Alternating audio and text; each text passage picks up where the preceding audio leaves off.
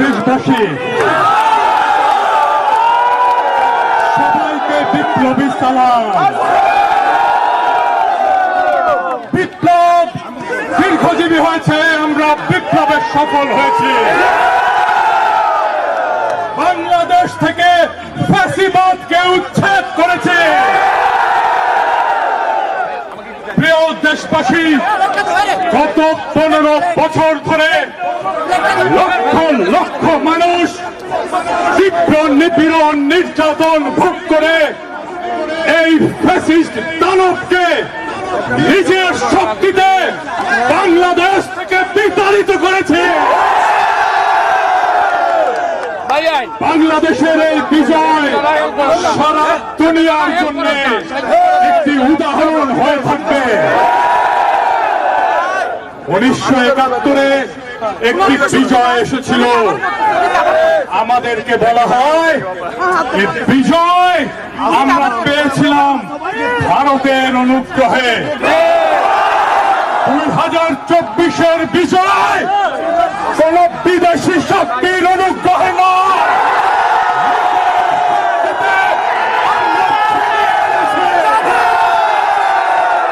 বিজয় বাংলাদেশের জনগণের,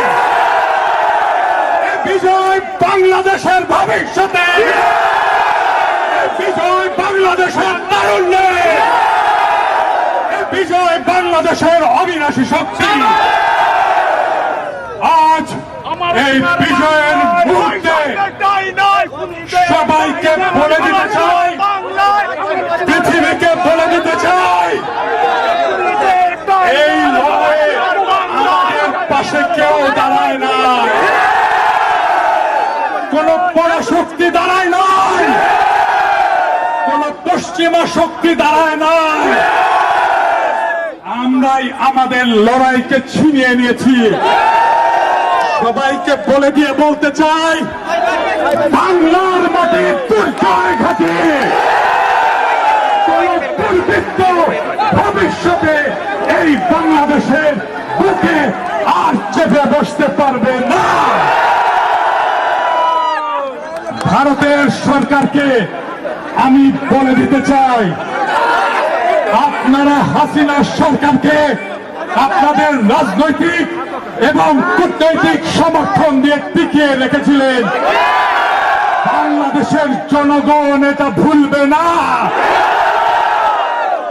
বাংলাদেশের জনগণ দেখিয়ে দিয়েছে কিভাবে বিপ্লব করতে হয়, কিভাবে ফ্যাসিবাদ হটাতে হয়, রক্ত দিতে হয়, কিভাবে বন্দুকের গুলির সামনে মুখ চিপিয়ে দাঁড়াতে হয়। আমরা 18 কোটি জনগণ বাংলাদেশের স্বাধীনতা, সার্বভৌমত্ব, জাতীয় মর্যাদা রক্ষা করার জন্য আবু সাঈদের মতো মুখ চিপিয়ে দাঁড়াবো ভবিষ্যতে। প্রিয় বন্ধুরা,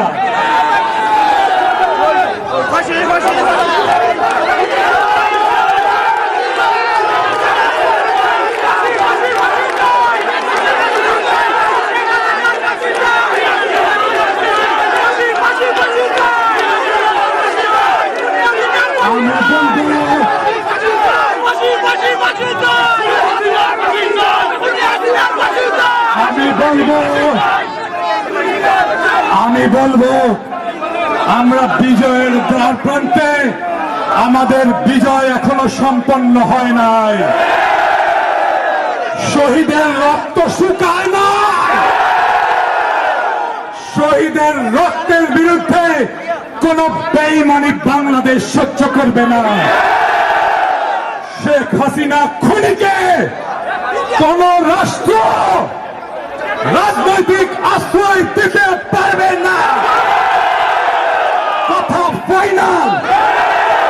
যেই দেশ তাকে রাজনৈতিক আশ্রয় দেবে, বাংলাদেশের জনগণ তাকে শত্রু হিসেবে বিবেচনা করবে। ফ্যাসিস্টের কোন দেশ হয় না, রাজনৈতিক আশ্রয় হয় না, তাকে বিচার করতে হবে। আমরা হাসিনার, তার মন্ত্রিসভার, তার পুলিশ প্রধানের, তার র্যাব প্রধানের, তার বিজেপি প্রধানের বাংলাদেশের মাটিতে আমাদের আত্মপরিচয়, আমাদের পরিচয়, আমাদের রাজনৈতিক পরিচয়, আমরা গর্বিত বাংলাদেশী। বাংলাদেশের আমরা গর্বিত সন্তান, আমরা বাংলাদেশের সৈনিক, আমরা বাংলাদেশের সন্তান। বাংলাদেশকে এইবার গড়ে তুলতে হবে, নতুন করে গড়ে তুলতে হবে। বাংলাদেশ সবার, হিন্দু, মুসলমান, বৌদ্ধ, খ্রিস্টান সকলের বাংলাদেশকে আমাদের তিল তিল ভালোবাসা দিয়ে, আমাদের তিল তিল আবেগ দিয়ে আমরা আবার নতুন করে গড়ে তুলব। বাংলাদেশ হবে সারা দুনিয়ার বিস্ময়। বাংলাদেশকে দেখে সারা দুনিয়া শিক্ষা নেবে কিভাবে দেশের মাটিকে রক্ষা করতে হয়, কিভাবে ফ্যাসিবাদের বিরুদ্ধে লড়াই করতে হয়, কিভাবে রক্ত দিতে হয়, কিভাবে জীবন দিয়ে বিজয় ছিনিয়ে নিতে হয়। সবাই ভালো থাকবেন। আগামীর বাংলাদেশে সবার সাথে দেখা হবে।